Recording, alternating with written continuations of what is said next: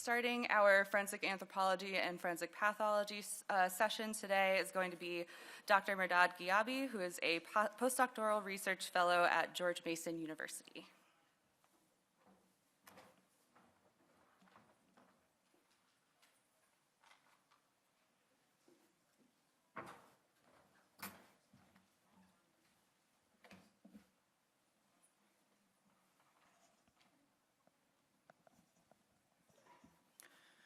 Good morning, everyone.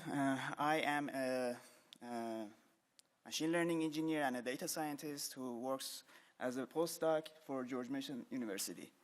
I'm working for a lab, which is a multidisciplinary group of researchers, including faculty members, postdocs, and graduate research assistants.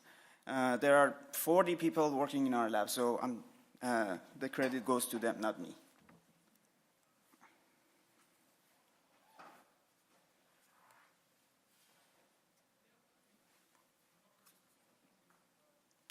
Can you go forward, please? This one is not working. So let me start by reading this very important slide for you.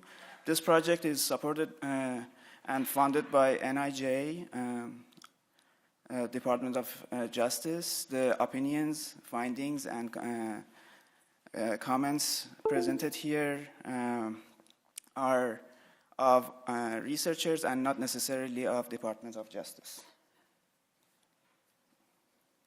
Next one, please.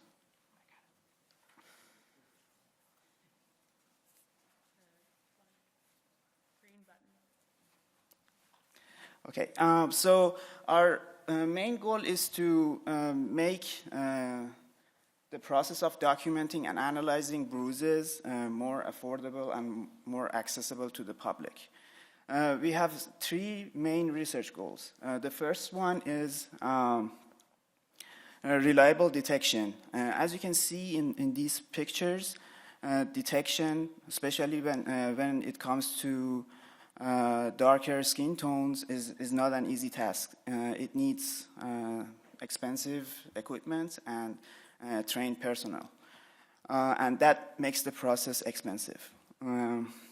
Our second goal is to ease the size measurement of bruises and documenting them, because this is an important part of any study on bruises or legal proceedings. And our last research question is about studying the timeline of healing of a bruise. Our approach is using AI algorithms and more specifically deep learning models. But deep learning models are notoriously data hungry. So let me explain our data set. So this data set was made by our group a few years ago in our lab. We created two safe and controlled setups to create bruises. As you can see here, the participant would go here behind this protective wall, place their upper arm around this opening, and then they would be shot at using a paintball gun to create a controlled bruise here.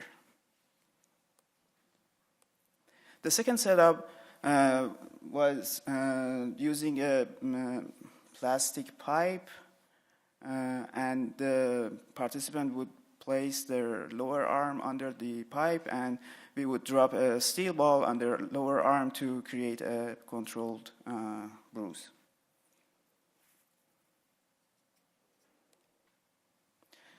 This data set was created by the participation of 156 volunteers over 6 different skin tones, 26 volunteers of each skin tone, and they would visit our lab 21 times during a 4-week period.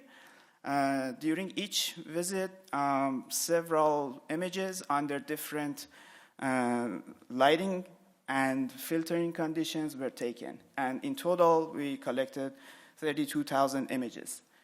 But the question is this number enough? And obviously, this is not enough for training deep learning models. So we're partnering with external resources. Our first partner is Shady Grove Medical Center in Maryland. They have a dedicated forensic team and a huge data set that they are sharing with us. And the second one is Innova Healthcare System in Northern Virginia. And they have a data collection team that gradually collect Bruise images for us. As a side product, we are aiming to create an online open source database of bruises. We're aiming for 1 million images. We're working on our platform, and it's going to be released very soon. It has many cool features like sorting out images per person, per skin tone, per lighting condition, and most importantly, it can show the timeline of healing of a bruise. This is very important for researchers because usually when people go to hospitals for their images to be taken, we have access only to a snippet of this extended timeline that you can see here. The next phase in our process is labeling images because we're using supervised machine learning algorithms. So we did labeling on Labelbox, which is an online platform for labeling, and we created a logic. So the labeler looks at the image. If they can see a bruise, they draw a polygon around it, and if they can precisely segment it out, they draw a segment. Each bruise was checked by 3 labelers. So we have more than 300,000 labels currently. For bruise detection, we used a YOLO pipeline, which is a famous and fast object detection model. It has been the original YOLO was trained on a data set of millions of images with hundreds of classes. It comes in different sizes. We use the smallest one, which is YOLO V5 Nano. But still, the Nano version has 1.7 million trainable parameters. And obviously, our current data set wasn't big enough to train the whole network. So we decided to go ahead with transfer learning. So if you look at a generic simplified pipeline of YOLO models, there are 3 main parts. The first part is convolutional layers, followed by region proposal layers, and that one is followed by fully connected layers, which lead to classification and bounding box suggestion. So to transfer the model over our data set, we froze the convolutional layers and trained the rest of the network. In this slide, you can see the performance measurements of our network.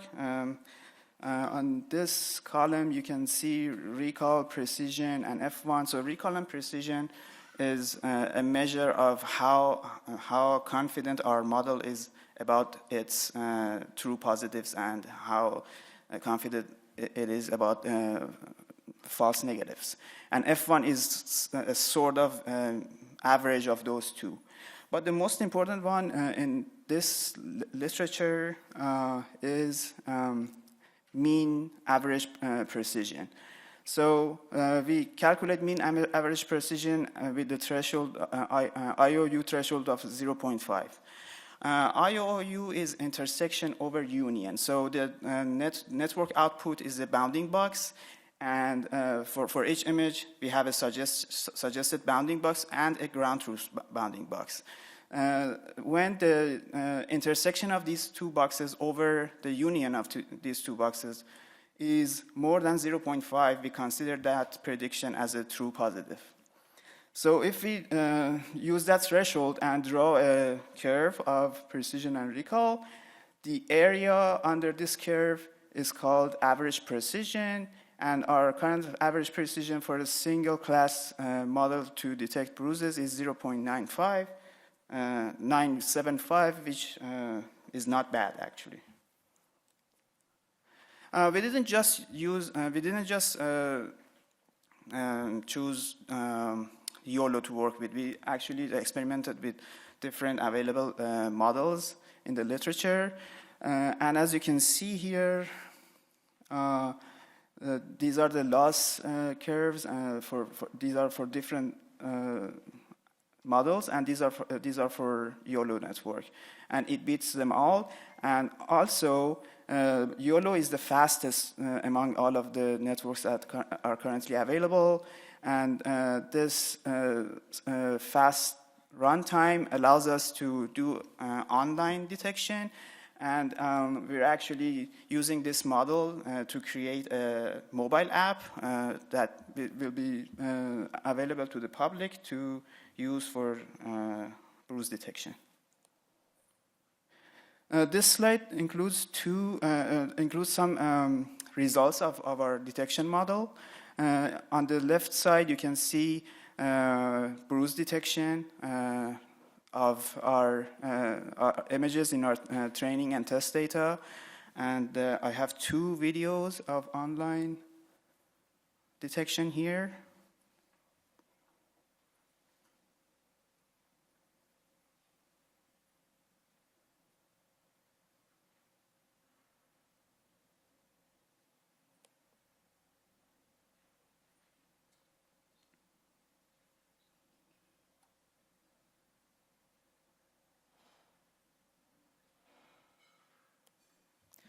So our future steps are mainly our remaining 2 research goals. The first one is size measurements. We're approaching it in 2 fronts. First, if we have a ruler in the image, we use that ruler to use computer vision algorithms to directly measure the size of the bruise. If not, we use structures from motion techniques to reconstruct a 3D model of the bruised area and use that 3D model to measure the size of the bruise. Secondly, we're working on training transformer models to have a multimodal time series model training. We're using image data, doctor's notes, and patient information as our training data with the aim of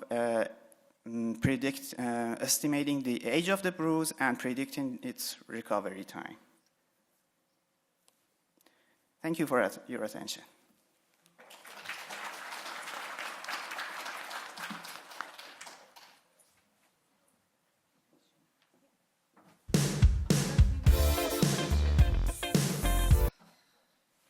Yes, please.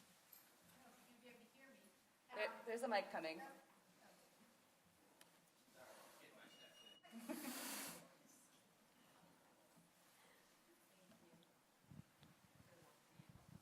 Thank you.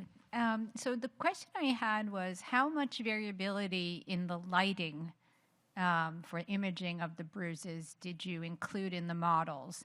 And what do you think that effect would be in fully applying this in casework? So it's not working. So we used, I think, 8 or 9 different wavelengths in addition to white light, and also we had UV light. And for each wavelength, we used a different filter to take images.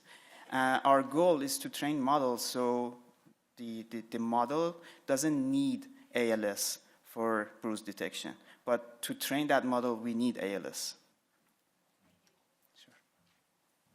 Hi. Did you use the model against darker skin? Because I can see the pictures were very light skin colored. No, actually, our data set is uniformly distributed over 6 different skin tones. So from very light to very dark. And it works as efficient for all colors of skin. Not exactly the same, but almost, yeah. Thank you.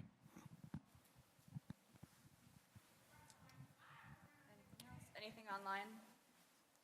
No? Okay, thank you. Thank you.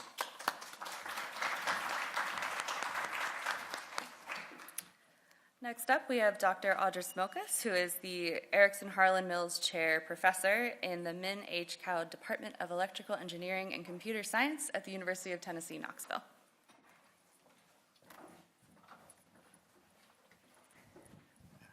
Thank you very much. And let me put on my phone timer so I know how fast I'm going.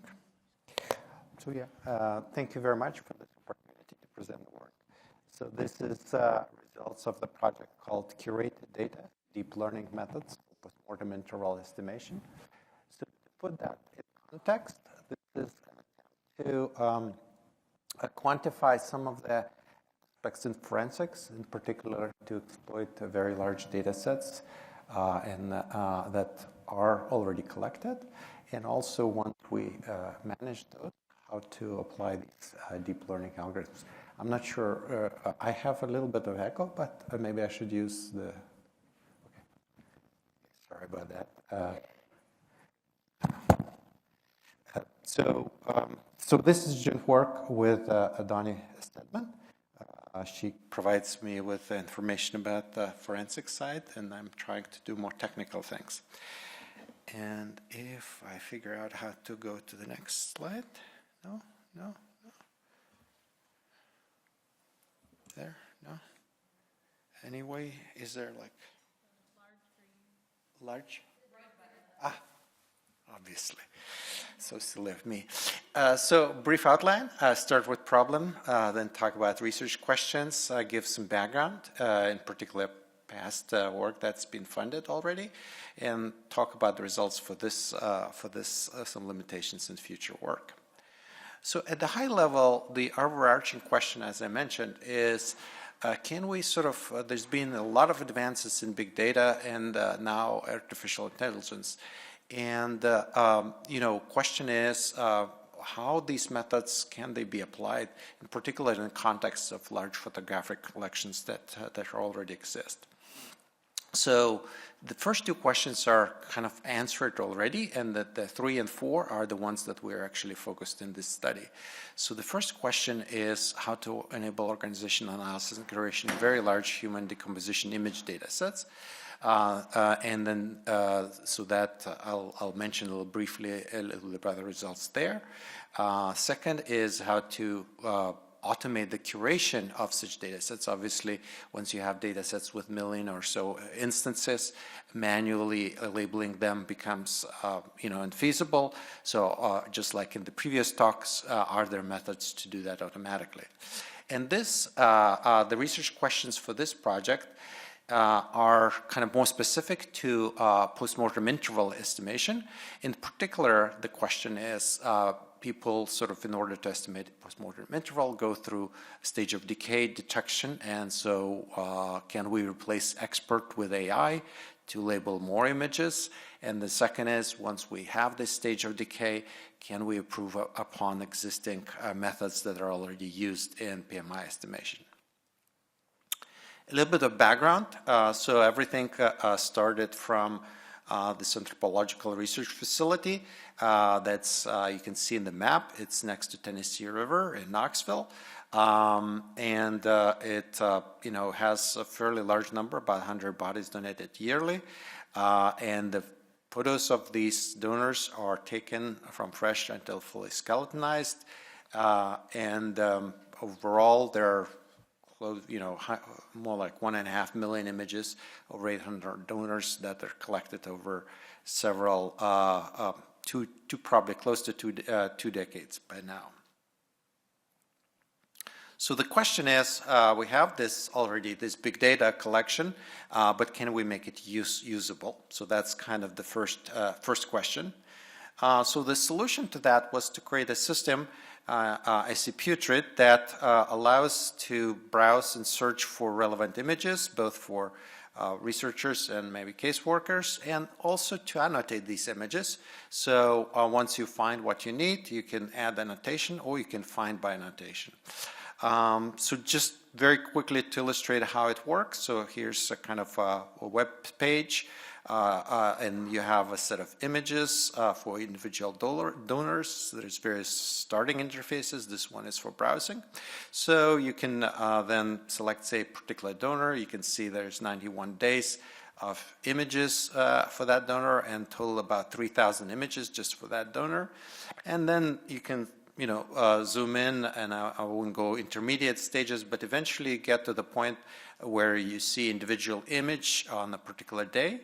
And the image can be annotated. As we can see, the annotation already was produced to indicate which part of the foot area which contains the foot. There are many other tags besides that. There's about 6,000 images annotated with tags. Some of them are eggs and scavenging and so forth. So that's kind of a variety of things that are already there. Obviously, several thousand is much less than 1 million, so the desire is to use these tags to train methods that would annotate the entire collection using this information. So the second part of the talk concerns PMI, so here's some background. So in order to tell what postmortem interval is, which is an important, very important aspect in forensics, typically, a stage of decay is determined, and generally speaking, there are about five or so stages of decay that are accepted, from fresh to dry remains. And once this sort of stage of decay is determined, then PMI models are created to using that information. So we're focusing on two well-known quantitative models of PMI prediction, particularly Mehrdad and Gelderman. And they essentially, what they do is expert goes in, looks at 3 anatomical regions, scores decomposition in each region, because obviously, well, not obviously, because each region may decay at different rates, and then create some of these scores and use that score, total decomposition score, to estimate PMI.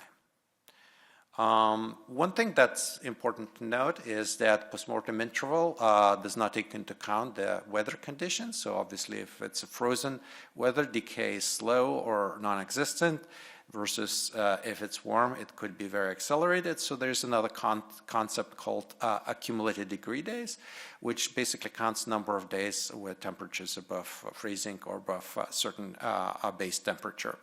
And if we know ADD, we can always reconstruct PMI, which is what we need in practical settings.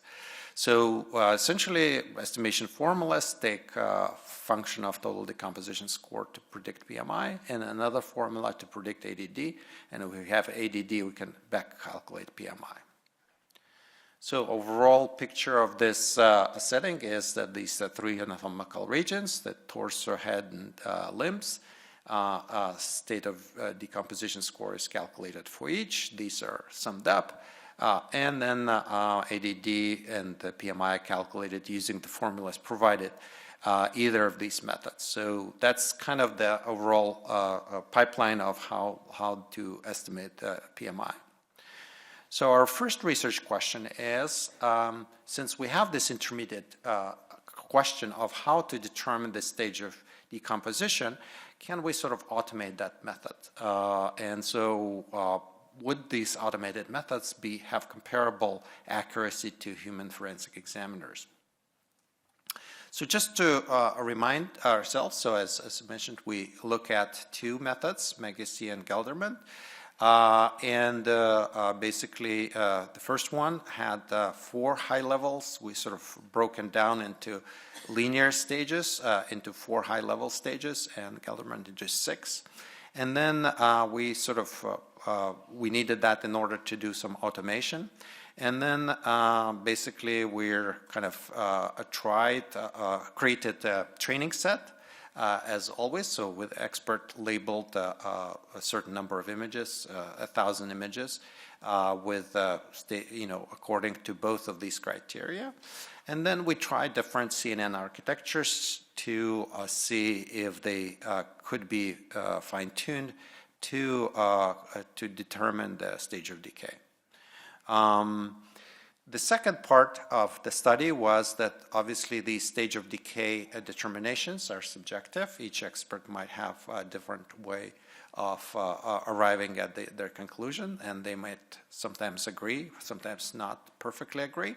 So we also did a study where used human experts, 3 human experts, to rate some images, some photos, and then also applied AI on the same set to compare both human-to-human reliability and compare that to human-to-AI reliability.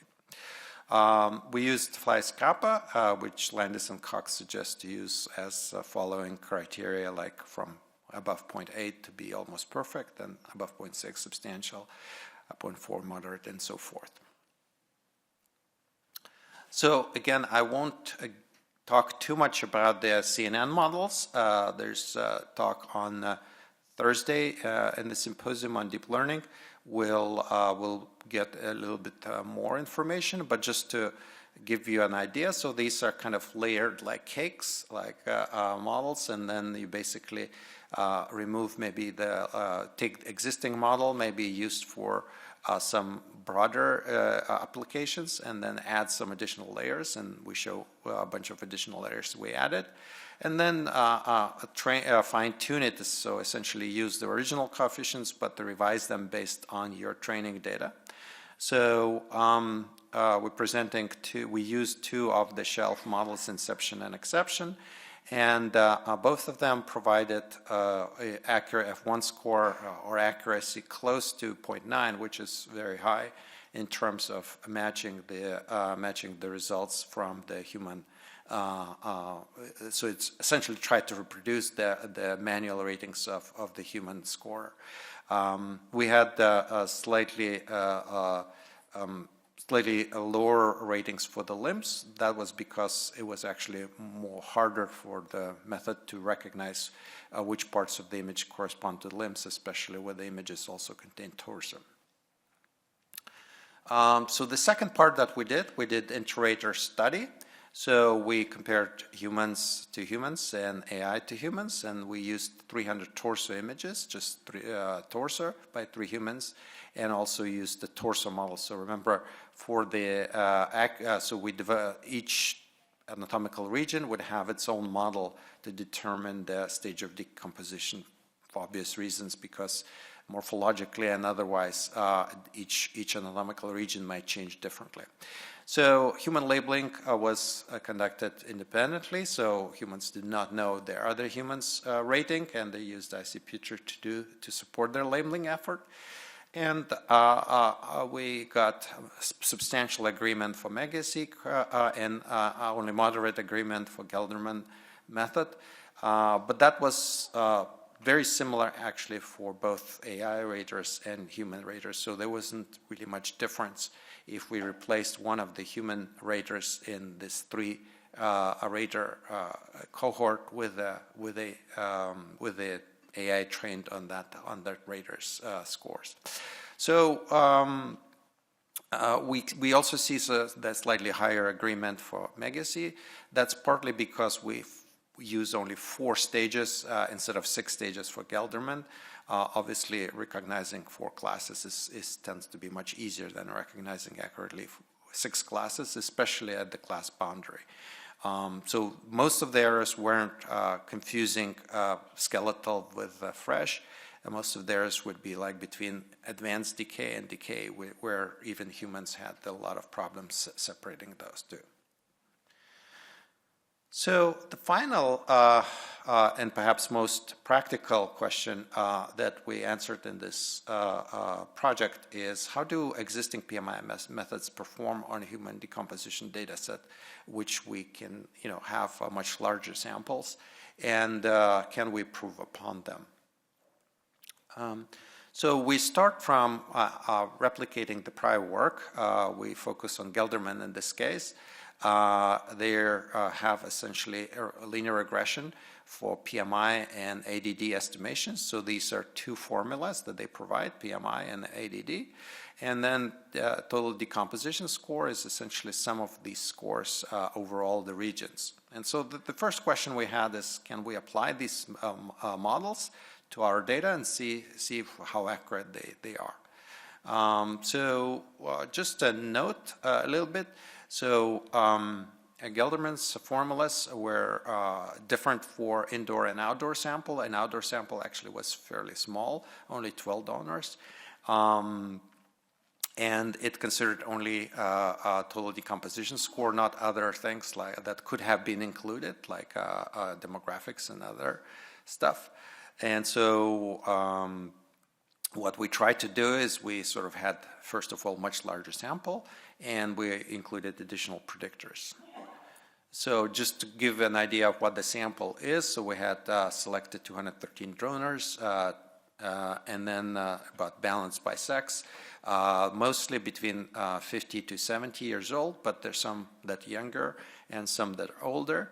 And BMI mostly in obese category, but that's reasonably reflects the local population. And then we predicted PMI between 0 to 6 months. So quickly, summary of the findings. We see that, first of all, first two rows would be the application of the Gelderman's formula. So we have a fairly high root mean square error, which is basically sum of the square differences between predicted and actual values. If we fit if we fit sort of these regression coefficients for our data, we kind of have that error. So we go from 1.67 to 1.8 for PMI. Also, as we add more predictors like demographics and weather, our accuracy keeps increasing. In fact, the ADD model with TDS demographics and weather had fairly high adjusted R-square as well as fairly high accuracy. One thing that's obvious, that's notable here is, as expected, ADD was easier to predict than PMI because I guess it's not a tropical climate in Tennessee, so you could have much more variability that's affected by low temperatures. A number of limitations I wanted to point out. So labeling was done by a single expert, so there could be so it's subject to some bias and errors particular to that expert. We compare that expert to two other experts, but the model is developed purely on the single expert, so it would be nice to have a more balanced model that sort of takes into account multiple experts' ratings. Models are very much environmental climate specific, so they might not work very well on super dry like a desert climate or maybe very cold climates. And third, we focused on replicating existing results, so we did not try very sophisticated nonlinear approaches to PMI estimation, so hopefully that's something that could be done in the future. For data sharing perspective, we sort of shared coefficients of the model and uploaded those to Hugging Face. It's a place that's all deep learning kind of an AI place where people can share their models and reuse them easily. So you can go to the website, you can upload your image, and it will detect the body parts and also will tell you what the stage of decay is for each of those body parts. Now, given that your image might not be similar, I can guarantee the accuracy, but hopefully it will encourage reuse and improvement in the future. I wanted to acknowledge this is a PhD thesis by Anna Maria now. She just graduated, and unfortunately, she has some important work commitments that she cannot attend. And also, Philip did his master's thesis, and he sort of was involved in marking, labeling these images extensively. So thank you very much. If you have any questions, I'd be very happy to answer them.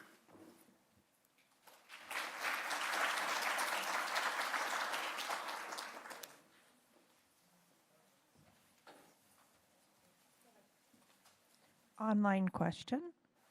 The first one, are there any plans to collaborate with other researchers and databases like FATMA and G4 to expand the training and testing population data for iPutrid? That's a fantastic suggestion. I was just talking with Dawnie at the break to see if we can find collaborators that have data sets that are representative of different climates and perhaps of different conditions like crime scene. I'm not necessarily familiar with the instances you mentioned, but I would appreciate if you could record this data so to reach out. Yes, so the hope is that we could sort of make these models into something that's basically anybody can upload an image and get both estimate and also error bars. So one thing that I did not mention is that even with the huge improvements in accuracy, it's still a question whether it's practically too relevant because the kind of the 95% confidence interval is still very, very wide. Hi, good morning. My question is, does this program take into account any insect activity in the body? And if it does, is there any potential for it to also detect what kind of growth stage it's at? This is a great question. In fact, we're hoping to do add some insect studies as well to annotate the data with that. COVID kind of disrupted a little bit these plans, but that's certainly something that's in the back of the mind. Now, one thing that I could add is that we do have a training set for insect activity like eggs and certain kinds of flies and whatnot. So in principle, some stuff could be done by, for example, reusing, right? These models right now, they did not use at all any scavenging information or insect activity, but that's certainly, obvious thing to add. A very, very, very good point. Thank you so much.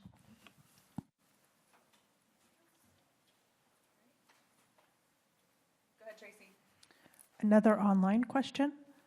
Can you give us some reasons behind the selection of Bergosi and Geldman methods? And then are there any future plans to use other methods? That's a great question. I may defer that to Dawnie. But yes. So there's one thing I can say before going. So there are some other methods that we look that don't look at it at all at TDS. They kind of look at other features, maybe. But that's kind of. My point, these were established methods, that's my understanding, and maybe Dawnie can add more, but we wanted to start from really, really basic baseline before moving into more newer and more sophisticated comparisons. There were two questions. Did I answer both of them or one of them? Were there any other methods that were going to be compared in the future, any future efforts?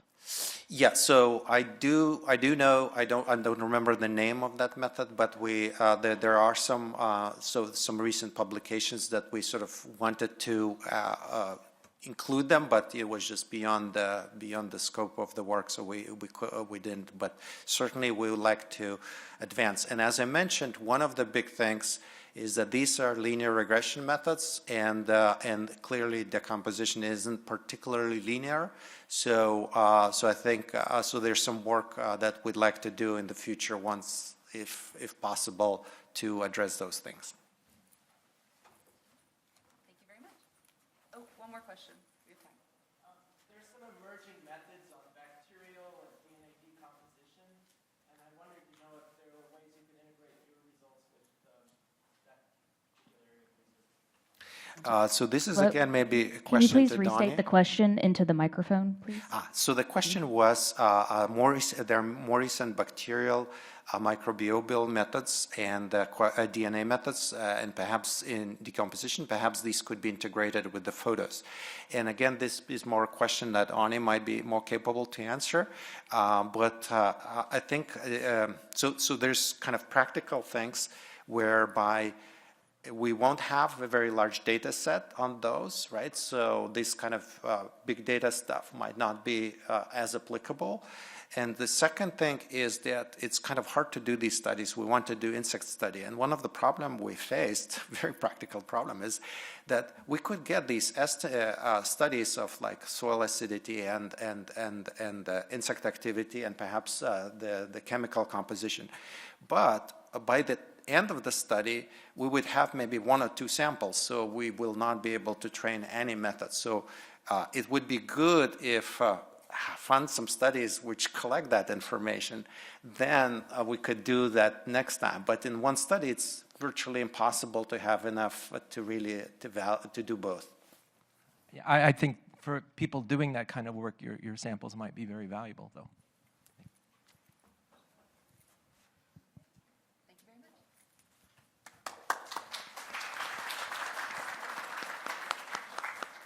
All right, our next speaker is Mr. Jinyong Pang, who is a PhD candidate in biostatistics at the College of Public Health at the University of South Florida.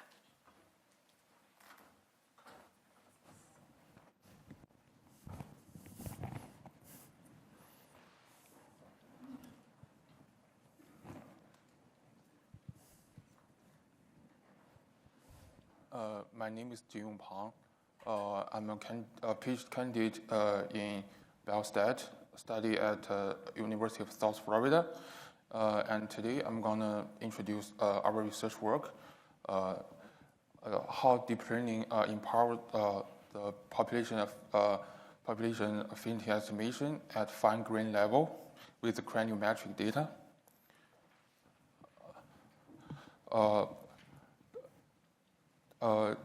The craniometric data is usually refers to a series of measurements on the main part of the human skulls, such as the length, the breadth, and the angles. The craniometric data are usually used in anthropology, archaeology, and forensic science. In practice, the forensic anthropologists usually use the craniometric data to make individual identity information from unlabeled or unknown human craniometric samples. Such information include the age, the gender, and most importantly, the relation affinity estimation.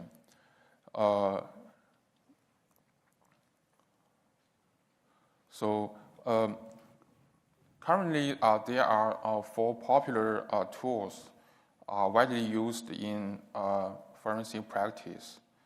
However, their results and their performance are not as good as among too many populations.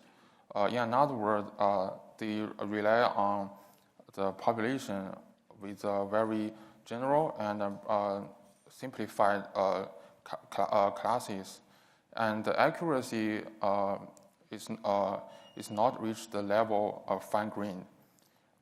For example, the software Ancestry, which is a popular software in population affinity estimation, the performance in this software can reach up to 94%. However, this is only for a 2-way task. Even though it's in a 6-way task, the accuracy for population affinity estimation crashed obviously, so it cannot reach the high requirement for performing the population affinity estimation at fine-grain level. So, given these mentioned limitations, a challenge arises for artificial intelligence can we do better with deep learning technology? As we all know, that the essential theory of deep learning technology is based on the neural network. The goals for performing the neural network is to learn the knowledge from data and make decisions based on the knowledge learned from the statistical information. It's more like how our brain works. And recently benefiting from the GPU's powerful computation, the deep learning technology can extend the application in wide areas. It can extract a sophisticated pattern from massive information and make a dynamic decision like the auto driving. And the deep learning technology can also, learn the complex knowledge from high-dimension data, like the AlphaFold, to make more accurate prediction on 3D protein structure prediction. So in our project, we aim to construct a deep learning model for performing the population affinity estimation at a fine-grained level. And the data set we use is from the whole craniometric data, the main data set. The one is also used in ancestry. In the craniometric data set, there are totally 30 reference populations, and which are labeled under 6 continental population groups. And in order to avoid the bias from the variable gender, we remove those populations only covering one gender. So finally, in our deep learning model, we keep 26 population as the target reference populations. And also the data has different missing pattern. And so this is the first issue before we constructed the deep learning model.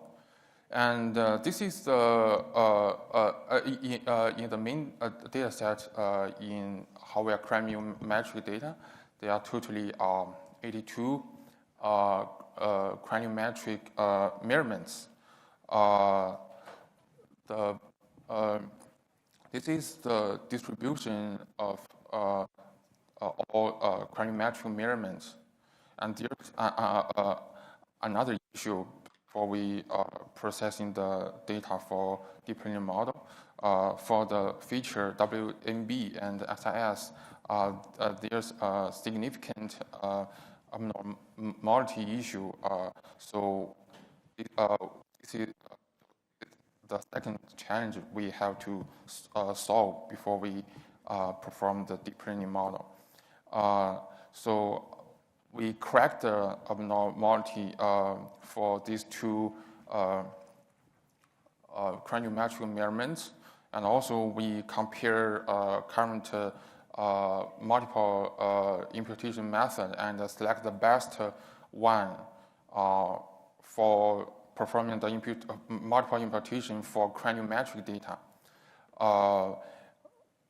After we solve this problem in initial the original data, we are training our deep learning model and finally constructed the deep learning model for the task of population affinity estimation.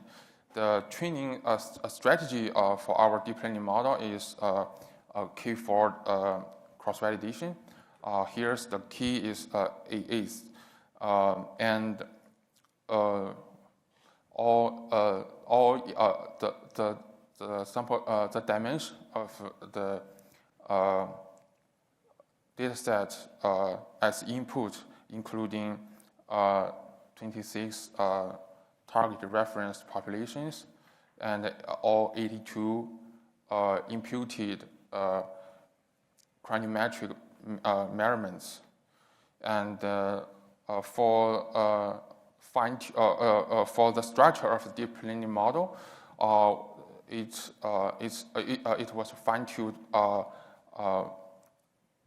by Bayesian hyperparameter optimization algorithm, and the rest of the parameter relevant to the deep learning structure was fine-tuned more than 10,000 times by using the power of computation through GPUs. And here comes the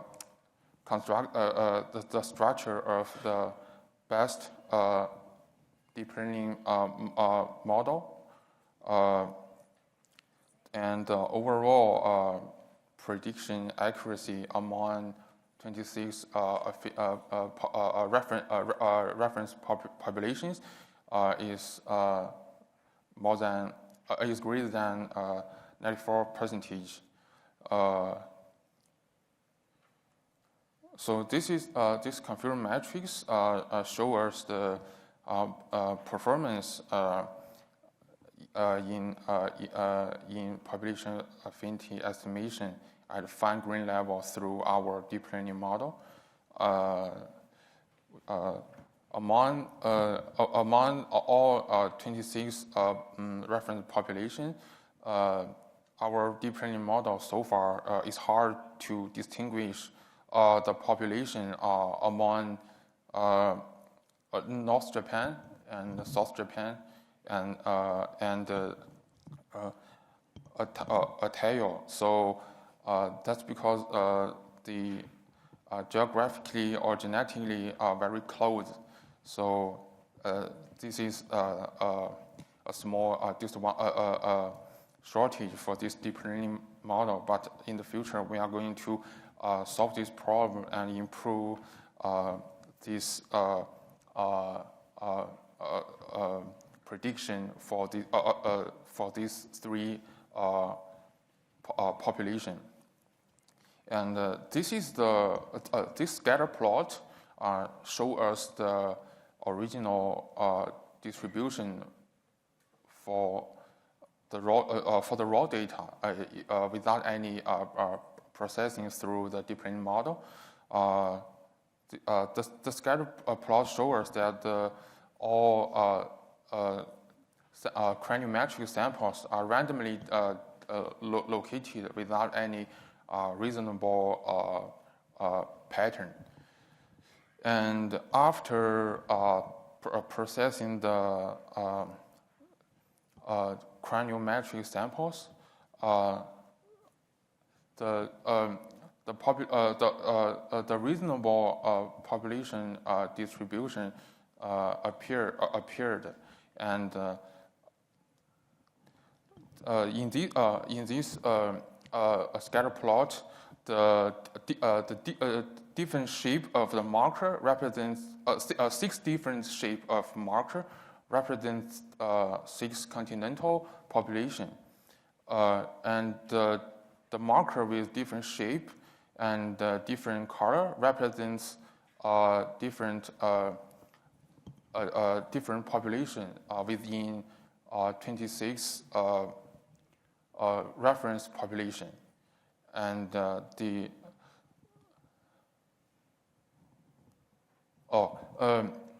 every craniometric samples are clustered not only within reference populations, but also geometrically clustered within 6 continental population group. So it shows us very reasonable distribution patterns. We also perform additional tests for validating the deep learning model. We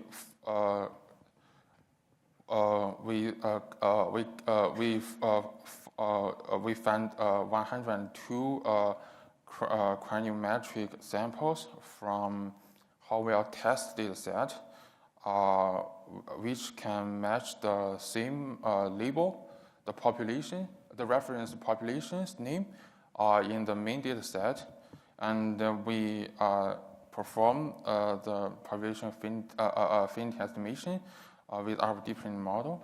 And overall, 90% of these samples from Howell test data are correctly predicted.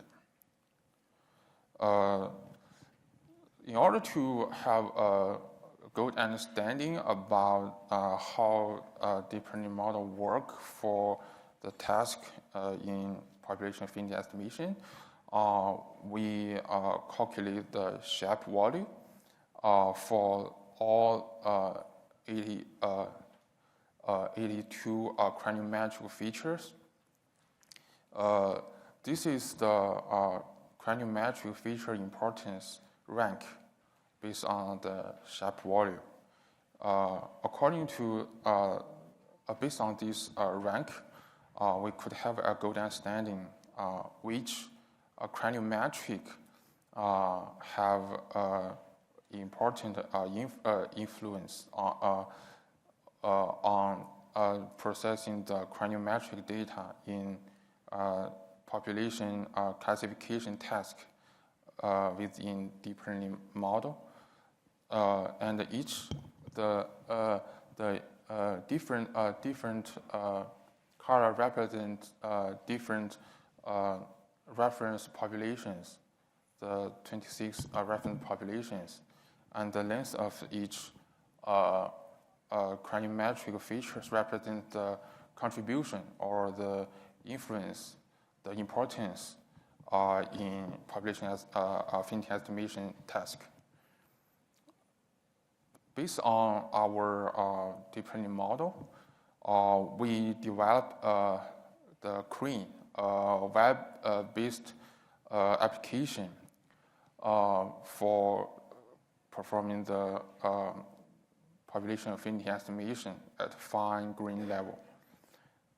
There are three main functions in Crane.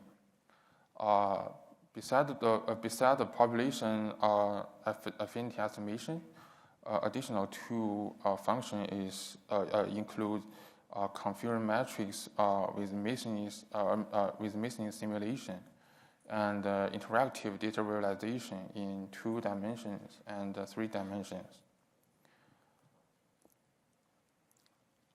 Let me show you an example.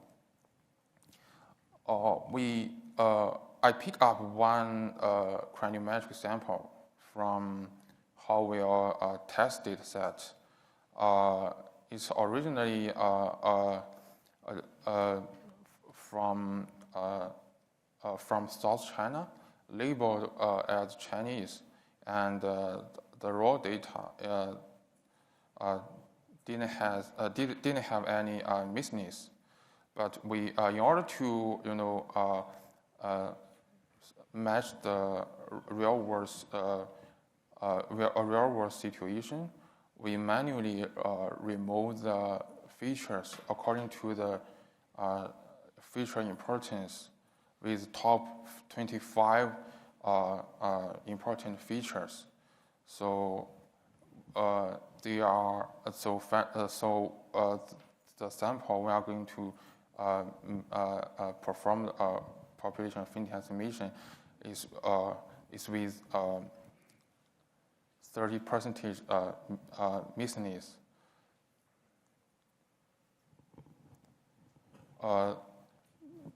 We upload the original sample data in Crane in format of CSV, and it automatically give you the probability for each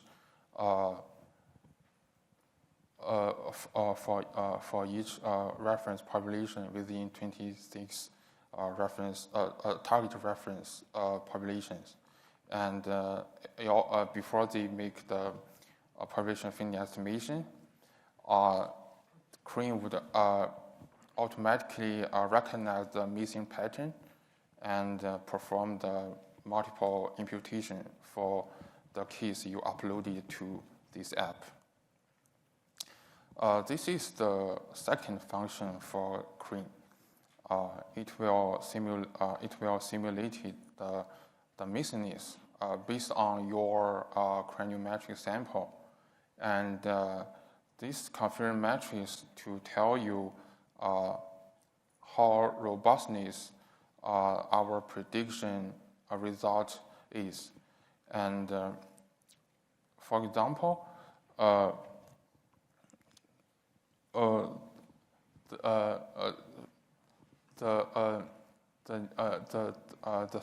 sample I pick up is from how our test data is predicted as the South Japan, as shown just now, and based on the simulation of missingness, currently we could provide you potential alternative prediction results. The vertical label is the true labels, and the horizontal label is the predicted label. So according to the vertical label of South Japan, the alternative potential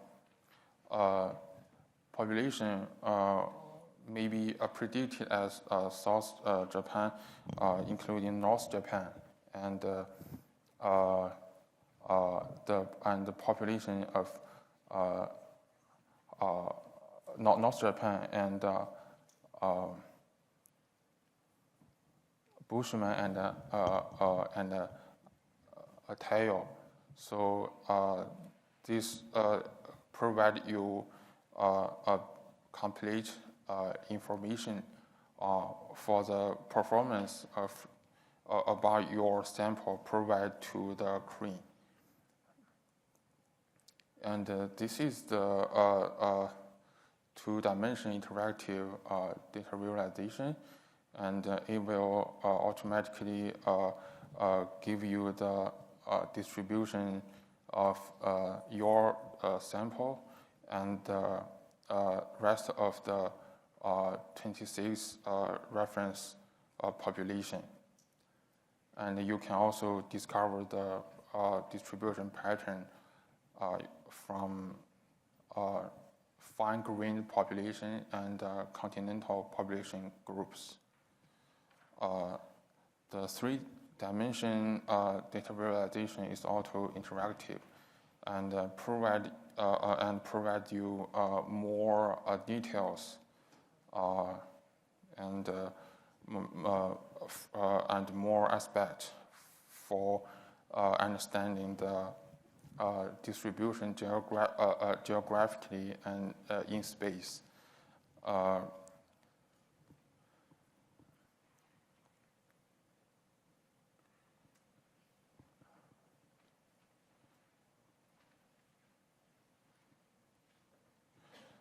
Furthermore, we develop an additional two deep learning model within different gender the population with female and male.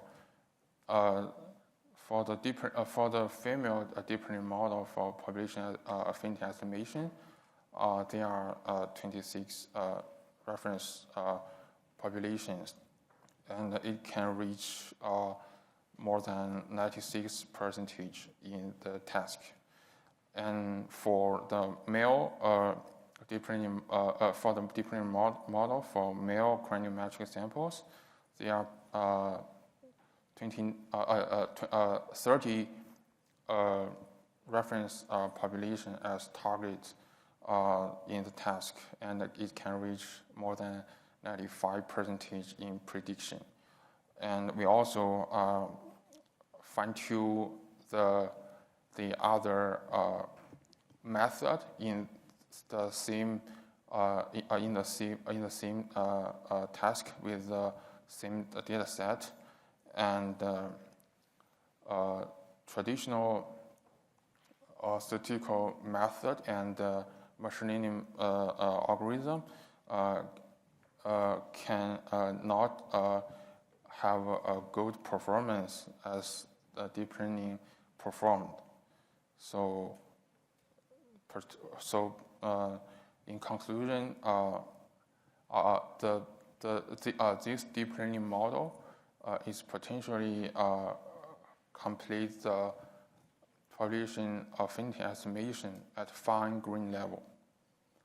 So we finally thank to NIJ's financial support through our research study, and I do really appreciate Dr. Xiaoming Liu's guidance during the project, and we'll continue to work in this topic, and the application screen will be available online along with our publication in this year, and we'll come to have collaboration with us.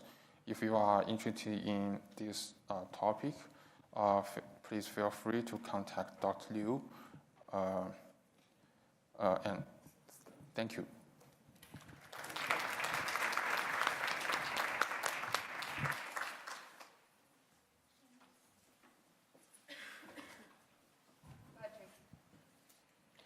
Yes, we have a few online questions. I'll start with, will the Crane application be publicly available for researcher use?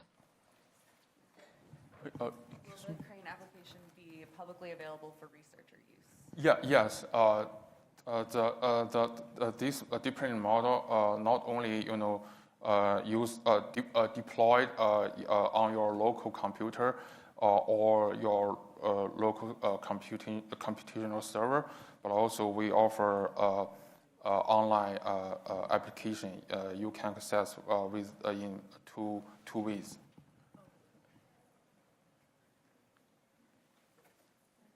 Okay, we have another online question.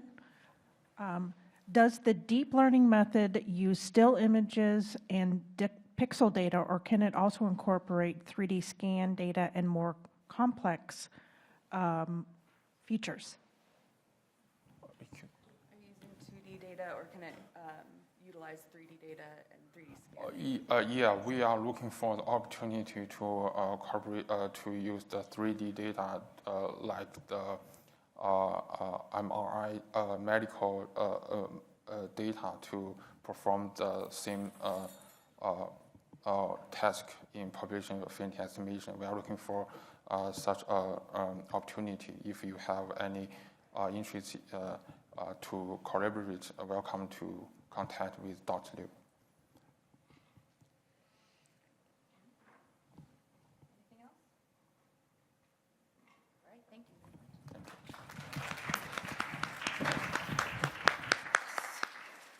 And our last speakers today are Dr. Dawnie Steadman, who's the director of the Forensic Anthropology Center and Chancellor's Professor of Anthropology at the University of Tennessee, Knoxville, and Dr. Mary Cablk, who is an Associate Research Professor Emerita at the Desert Research Institute in Reno, Nevada, and an Associate Adjunct Professor in the Department of Anthropology at the University of Tennessee, Knoxville. Yeah, buddy. Okay.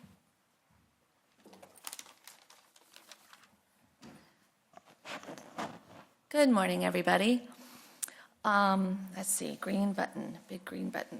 I learned while we were here. All right, so our project is about whether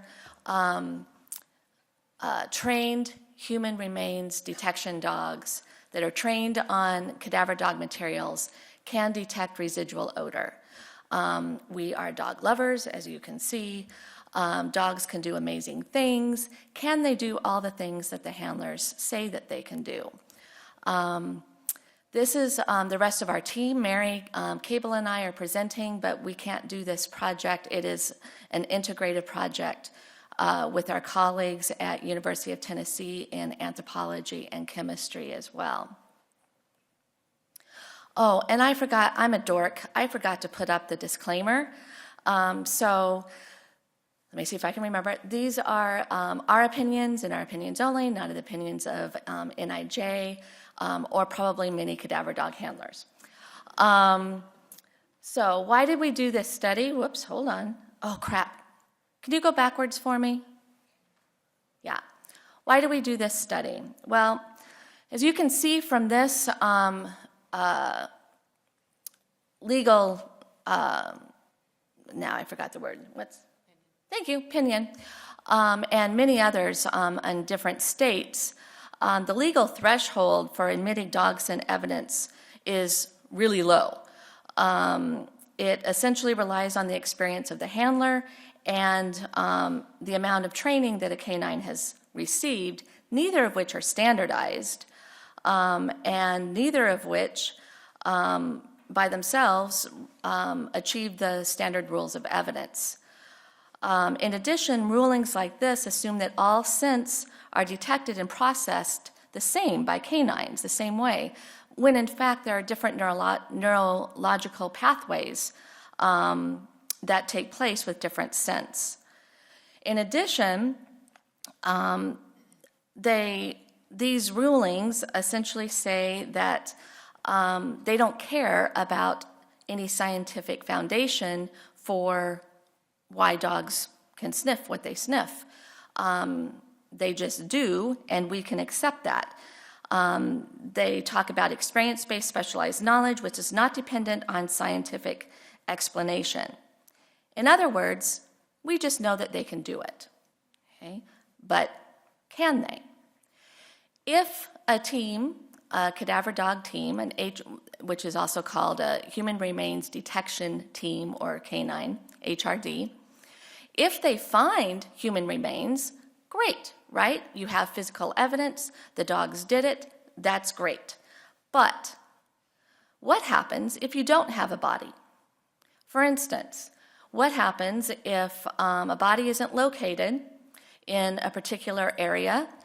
Can the law enforcement say, okay, this area has been cleared, we don't need to bring in any other technology or any other modalities to check here, the dogs have cleared it, there is no body? Maybe, maybe not, we don't know.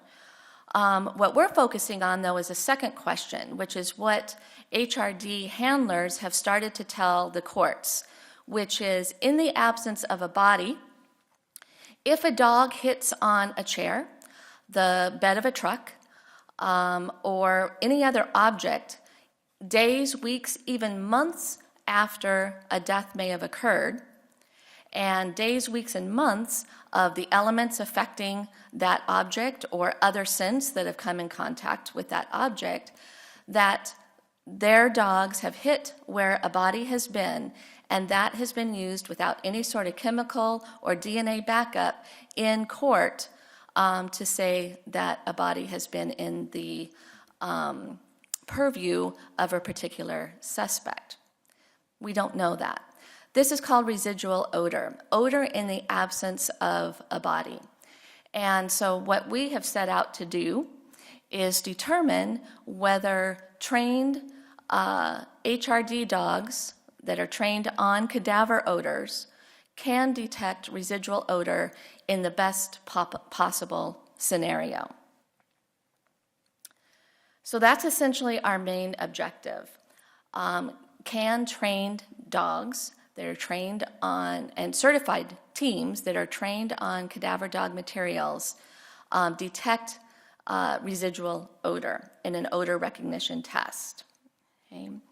So we want to see if the teams can do it and understand their interaction as they're doing these tests. We want to see if the chemistry can detect the difference, can detect residual odor, and to detect differences in residual odor and living person scent. And then how do we integrate these data to get a picture of can dogs do this, and if not, kind of what is going on and what are the issues involved? Is it a limits of detection problem? Is it a training problem? Might it be a little bit of both? And where do we go from here? Along the way, we are doing a whole lot of chemistry testing on these volatile organic compounds, or VOCs, which is actually what the dog is smelling, is detecting. And these volatile organic compounds are just that. They're ephemeral compounds that dissipate in the air over time. Do we know how long it takes? Nope, not yet. But those are some of the things that we are investigating kind of along the way as we go. But the main things that we're going to be talking about today are the objectives on that first slide. So, a little bit about our research design. Okay. We depend on the HRD community to essentially come and do our tests, right? And we were a little concerned, could we get 36 teams, 35 teams? Oh my gosh. The communities are extremely interested in these types of studies. They want the studies to be fair, they want them to be representative, and they want to engage in this. So we had a tremendous response from the HRD community. We sent out on social media all sorts of information on how to get involved in the study, which was essentially to contact me.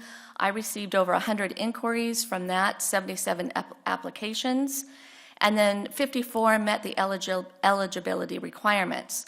Those requirements are that the teams are certified. So a handler and a dog is a team, and they are going to bring the dog that they are certified with to the test. That the dogs are single purpose, I couldn't think of the right word, single purpose, that is, they're only trained to detect deceased humans, okay, they're HRD. They're not cross-trained with living person scent, okay. And then the third criteria, we'll come up with it later. Just the two. No, there was another one. But we collected teams, accepted teams from all over the country, and this was really important. There's no standardization for certification. We just wanted them to be certified, okay? And they had to submit their certification. But if we just collected everybody from the Southeast, then the Northeast teams would go, well, of course they didn't do well. Those guys trained in the Southeast aren't that good, right? So we have essentially teams from all over the country, and that reflects if you are law enforcement and you are calling on a team, this is representative wherever you live of who you're going to get, okay? So that part was very important. So 44 went on to the next step, which was essentially meeting with Mary and I to start preparing them for the test.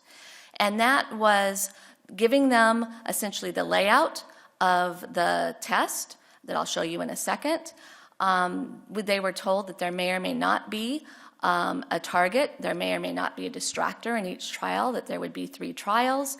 We asked them to, we gave them a video of a team doing the test, and then we asked them to give us a video of their team doing the test so that we could see that their dog was prepared, their dog knew how to sniff cans and do what we were asking them to do.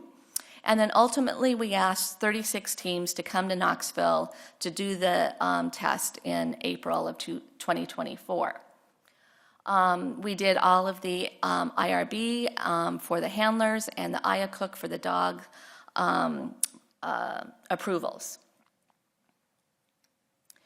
We felt, and the teams felt, that they were prepared to take this test. They had access to everything that they needed, including an expert to help them. They met one-on-one with Mary to go over the videos and to get any kinks out of the system before they came.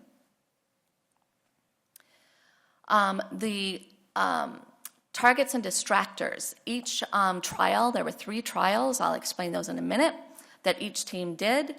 And in each trial, there were 18 cans.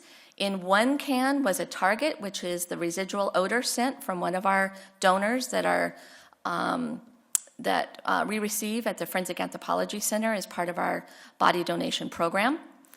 And there were 3 different individuals that we sampled for targets, and one was used in each trial each day. We also had living scent distractors. These are individuals that work in the anthropology department but are not at all associated with the Forensic Anthropology Center. They're not exposed to any of the donors or cadavers that we're working with, or dogs or anything like that. And they went through the same sampling process to give us gauze with their living scent. Those were a distractor. There was also 1 distractor in each trial. So the sampling for the decedents, we had 15 chemically cleaned gauze, so essentially removed any odor from manufacturing of the gauze.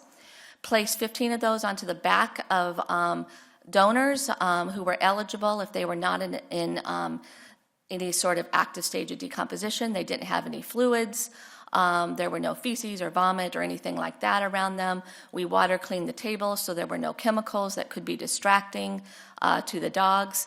We laid these 15 gauze on the back and put them on their back and laid them on their back for 10 minutes and then collected the gauze, put them into vials that were sealed until testing time. We did the same thing with living donors. They did this in the comfort of their own houses, where they took a shower with scent-free soap, put the gauze down, laid on their back on the gauze for 10 minutes, and then collected the gauze. Some samples of those gauze went immediately to chemistry for testing. That was the control, and the others then went into individual vials for the odor recognition test. Okay. This is what the test looks like. I don't believe I have a pointer, but what they did is there were 3 rows. They would go up 1 row and down the same row, so they sniffed each can twice. Then they went to the 2nd row, did the same thing, to the 3rd row, and then went out to a calibration room where essentially that's where they got a reward. And the reward was typically an actual decomp sample to smell in a can to kind of calibrate them, to reward them. Sometimes it was a rubber chicken. It was whatever the handlers wanted. Okay. These are what the cans look like. 1 gauze was in each can. Again, 1 target, 1 distractor. The other 16 were the blank cleaned gauze. Okay, and there were holes in the can so that they could smell but not get their saliva into the sample. And this is what the room looked like. We had 5 cameras set up, which Mary will show you. We could see, we weren't in the room, but we could see how they did it. The only other person in the room was a room monitor, and they recorded when a handler decided that their dog had a final response to odor. They would say, my dog has alerted, and the room monitor would mark where the dog alerted. This was a double-blind study. Only 2 people knew where the target and the odor was, and we kept them locked away between while the trials were going on. They would go in, empty the room, they would change the cans, and then put new samples in the cans at the end of each trial. So completely new cans, completely new samples for each trial. The room monitor was also kicked out during this time, so the room monitor did not know. Nobody in the room knew where the samples were, the targets were. So this gives you kind of a flow chart of what a trial looked like. The dogs and the handlers were in the muster area, which was a parking lot with green space around it for the dogs to relax until the pretest. There they would meet Mary Cablk, who would make sure that the dogs and the handlers were calm and ready to do the test, not bouncing, the handler or the dog, bouncing all over the walls. Okay. We would hook them up with a microphone. They would get their anonymized ID number that they had through the trial, so we would know who they are, but not who they were. And then I would do an entry photo, again, make sure that they were ready to enter, and then they would go into the room that you just saw to do the test and report to the room monitor when they believed their dog did a final response. Okay? We had 5 video cameras in there. Then they would do the reward, go to the muster area. At the end of every trial, Mary Davis would collect the samples from the cans, put them back into, or put them into headspace files, and they would be immediately taken to chemistry and run in real time. So the chemistry was essentially analyzing exactly what the dogs were smelling. So the analytical chemistry methods, the VOCs, if any of you are chemists, know they're very difficult to analyze. They are ephemeral, and they have relatively low boiling points. So we use headspace solid phase microextraction, GCMS, and that's about all I'm going to say about that, because our chemist is not up here. But that is the gold standard for analyzing VOCs. All told, that from the test, there were 144 blanks and 9 distractors and 9 targets, 1 for each trial. There were 3 days of trials. 36 teams, 35 because 1 dropped out. 12 would go 1 day, 3 trials. 11 went the second day, 3 trials, and then the last 12 teams went the third day for 3 trials. Okay. So, some of the results. The first question, can chemistry detect residual odor, and can it discriminate between living scent? Okay. The untargeted VOCs method that they used found 1,800 different compounds, okay, and used those compounds to essentially determine if there were differences between living scent and residual odor. And as you can see from the partial least squares discriminant analysis, that it could. Oh, crap, sorry. I'm the worst. So what you can see here are 3 distinct profiles. The targets and the living scents are far apart. They are distinct. Okay? And the blanks are also distinct. So the chemistry could detect residual odor and distinguish it from living person scent. Okay? In addition, they found that there is 10 compounds that were unique to residual odor.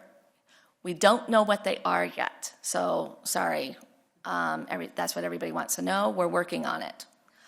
We don't know what they are yet, but they weren't found in the blanks and they weren't found in the living persons. Moreover, these are not what we would expect to see in active decomposition, which is the more stinky stages, right?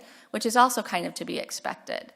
So it might not just be concentration, it might be that these are very different compounds than what the dogs are used to getting. Okay. So, chemistry can find the odor. Can the dogs?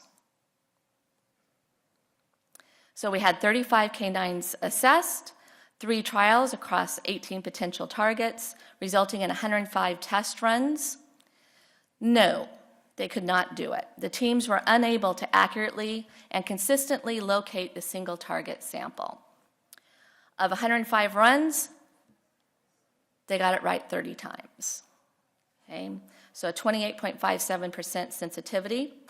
They did hit on the distractors 22 out of the 105 times. Okay? But basically, they made tons and tons of false alerts. 247 total alerts, over 105 cans. 217 of those were false positives. Okay? The important statistic is essentially the true positive, the posterior predictive value. That's the proportion of the positive indications if they are indeed target samples. And this is pretty poor, 13%. Okay. Obviously not even better than chance alone.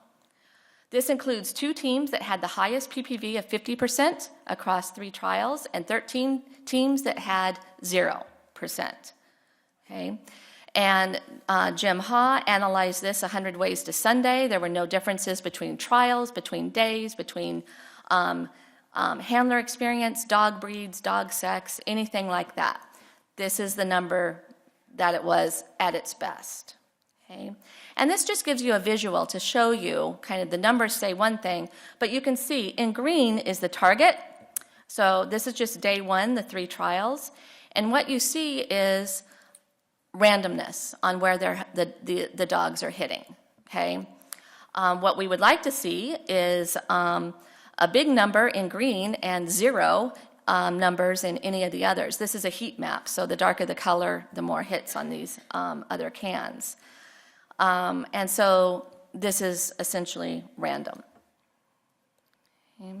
So the chemistry can do it, the dogs cannot. What can we learn from the behavior that we saw in the videos that might give us an idea of what's going on and explain these results? And this is where my colleague comes in. Big green button. Big green button. Big green button. All right. Thank you, thank you. Yeah, so let's see if we can put this into context. And I just want to remind everybody and reiterate, these results do not invalidate what the dogs do day to day in terms of the types of odors that they are trained and certified for. So this doesn't say that cadaver dogs are no good at all. It just addresses that very specific question, which is a recently intact decedent within a couple of days of being deceased, is that an odor signature that the dogs can do? So when we talk about putting this into context, we always want to remind you that we're not saying broadly, don't use dogs. That's not what this is saying. So I also want to reiterate that we gave them everything that they needed to have success in doing this, because as scientists know, garbage in, garbage out. So we spent a lot of time making sure that the handlers knew exactly what they were going into.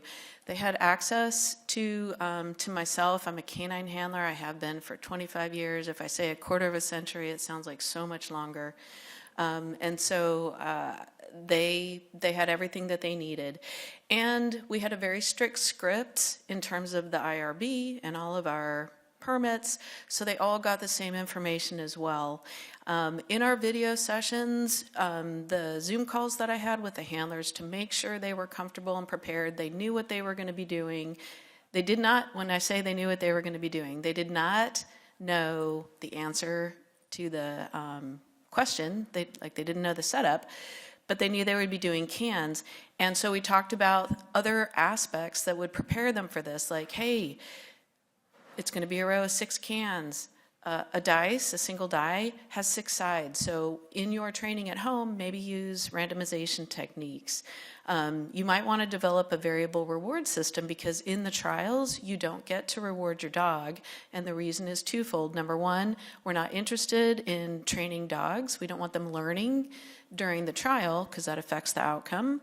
And number two, we don't want to undermine the integrity of their existing training, which is reinforcing false responses. So those were the types of things. And also, basics like, hey, your dog's going to be on a leash. It's going to be on a leash because sometimes dogs just want to run amok and we can't have canned soccer. It is a research trial, so we need the dogs to be consistent in terms of the number of times that they sniff cans. So we had those 5 video cameras, and I was the only one that didn't get to know the answer after the trials, and that was painful, but I needed to be able to review the video blind. So what I did is, for all 5 cameras for every single trial, I watched, hundreds of hours of video collectively, and I interpreted the dog's behavior and the handler's behavior. And so this is a very important aspect, to be able to put the results into context, because we can't really say, like, why did the results end up being 13%? That's, why? So we need to look at video. These are the questions that we address with the video. Did the canines understand the task at hand? In other words, did they show up and they were like, oh, I got this. I'm going to sniff the cans and I understand this. Did the handlers present the cans? And what that means is some handlers prefer to have a different style, and they will literally take their hand and they will either do this or they will point with their finger. Some handlers will say, check, check, check. We had one handler that trained her dog the command can to sniff the cans. And so we were looking, are they dogs doing this independently? Did the dogs go into the trials and they worked at a measured pace, or did they get less interested as they went row to row, or did they become more frantic as they went from the start to the end? Did the handler offer any reinforcement? They were not allowed to offer food or a toy, but they could have it on them. Dogs check that. They're not going to necessarily perform for you if they don't know that the paycheck might be coming. Did the handlers report anything other than final responses? We were looking for that. Or did they not believe their dogs? Did they get frustrated? We could see that in their body gestures and in their, hear it in their voice. And did the dogs actually go to final response? 2 minutes. I thought it was to 25. Let's look at some video. So what you're going to see here is, yes, go ahead and play it. You're just going to see 1 minute of an example of the variety of dog breeds, styles. And again, all the handlers are anonymized, de-identified.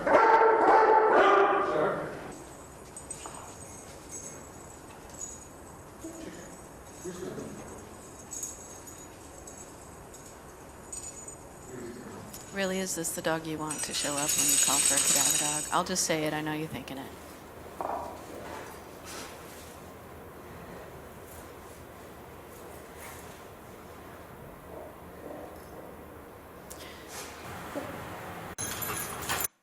All right, now you got an idea of that.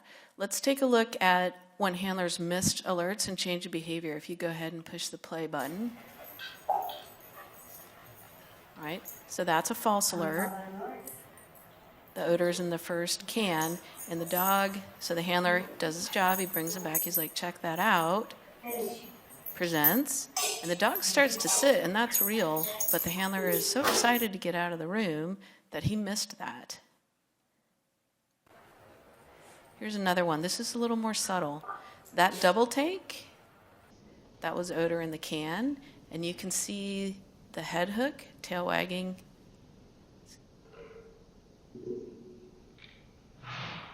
Could you hear that huff? All right, that was the dog clearing its nose. That's also a response to odor. All right, what does it look like when they don't get odor? Go ahead and hit play. So that can, the second can is the target. No response to odor. Here's another view from the side. So they just missed it.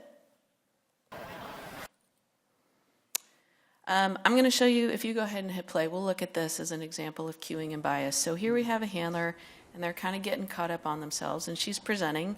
That's target. So the dog stands there, and she points again. Do you see this gesture? You'll see this again. Do you see the gesture where she literally puts her, oh, well, we're not. She puts her hand up. That's a cue to the dog. This literally means sit. And we'll see it again here with this. So she accidentally gives her dog a leash correction, a collar pop, trying to get the dog to sniff the can, and the dog interprets that to mean sit. And so she stands here and looks at it. She's like, is that real or is that Memorex? Okay. And we'll just look at this one more, and then we'll tie it up.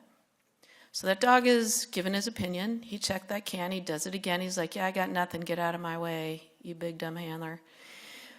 So the handler's like, no, actually, I think you should alert there. So here he is, physically pushing his dog back. And the dog's like, okay, if you really want me to, I'm going to sit, and I'm going to lay down. And the handler is satisfied with that. These are the types of things that go on for real. So with the data afterwards, we went through and did a whole bunch of scenarios. Like, let's say we could clean some of this up. I'm not saying in a perfect world, but a lot of this is training issues. So the handlers missed alerts and changes of behavior to target odor 9% of the time. And some of that is because of their vantage point, right? They're at the end of the leash and they're a little bit nervous. They correctly read non-target behavior to distractors 8% of the time. And when we take away the handler bias, so those cued alerts to the blank cans, and let's say we give credit to the dogs for the behavior they gave and the handlers did not correctly interpret, our positive predictive value went up to 20%. All right, so change of behaviors at target cans, that's a training issue. Possibly it can be fixed. And then let's say we take out the false alerts that the handlers questioned. They were like, ooh, Whoa, what are you doing? Okay, I better call that. We go up to 21%. So the best results we got were 21%, which is still not good, right? It's still not good. So what does that leave us with? A bunch of questions. So why did the canines false alert at so many blank cans, and why did handlers consistently misread their canines? So we can look at the effect of handler bias to address a lot of that, right? But it doesn't explain the misses, and that's the more important question, depending on where you sit in this issue. Is false alerts a bigger problem, or is missing target odor? If you're an investigator, it's probably missing. If you're an attorney or a client that's being falsely accused, it's probably the false alerts. So that's where we want to head next, is what happens based on the chemistry. We know it's possible. What happens if we give the handlers training aids? Because it seems like there might be a little bit of overlap between what the dogs are trained on and what we were exposing them to. And if that is true, can we just give them training aids? And will their performance improve? And so that's what we'd like to head with next. And I think that's all we have. Do we have time for questions? Okay, thank you.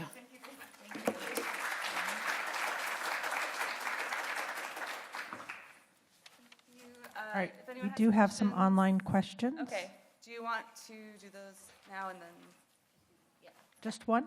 Just one? Okay.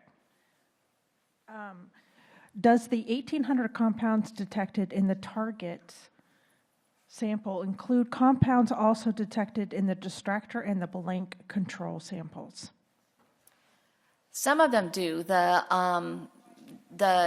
10 that they found that were distinct are not. Those are unique to the residual odor only. And not the blank, sorry. Yeah.